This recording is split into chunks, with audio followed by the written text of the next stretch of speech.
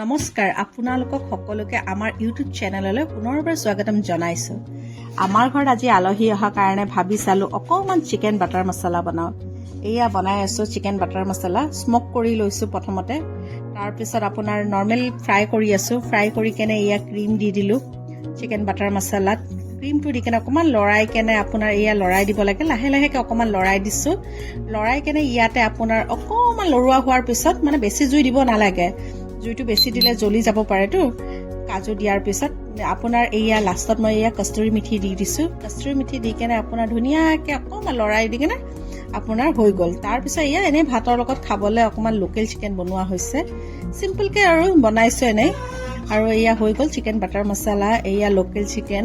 আৰু লগতে এনে অকমান বনাইছো চিলি চিকেন। সৰু বাচ্চাবিলাকে খাই ভাল পায় যে, সেইকাৰণে অকমান চিলি চিকেন বনাইছো। এয়া আপোনাৰ ধুনীয়াকে হৈ গ'ল আজিৰ আমাৰ এয়া নৰ্মেলি পোলাও বনালো। যদি ভিডিঅ'টো চাই ভাল লাগে লাইক, কমেন্ট, শ্বেয়াৰ, ছাবস্ক্ৰাইব কৰি দিব।